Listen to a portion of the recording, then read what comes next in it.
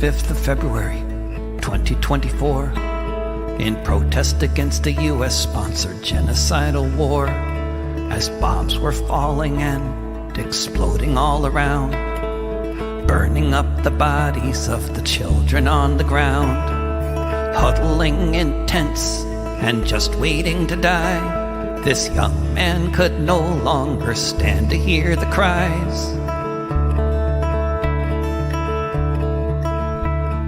On International Drive in Washington, D.C., a young airman walked up to the Israeli embassy as mothers buried babies who had no milk within, as white phosphorous munitions burned off the people's skin, as the troops were firing on those trying to find bread, as the body count was building up to 30,000 dead.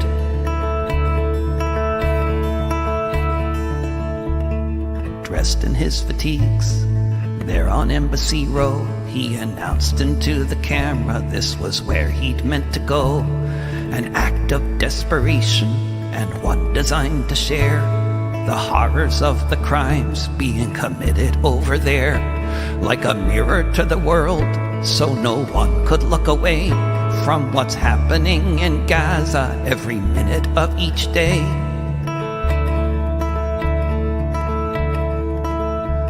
He stood in front of the building, as ready as he'd get.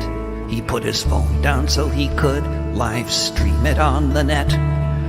When he lit the fire, on the day he chose to die, with no way to stop the slaughter, at least he had to try. As the flames rose up, yellow, red, and blue, did he look up at the cross and wonder what would Jesus do?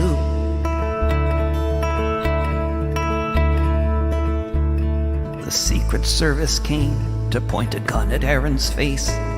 The airman didn't move, he just stood in place. He'd come to make a spectacle, that was understood. If he couldn't stop the war, he'd do what he could, as his body burned before us in an unmistakable sign. Again and again he shouted out, "Free Palestine!" On the 25th of February, 2024,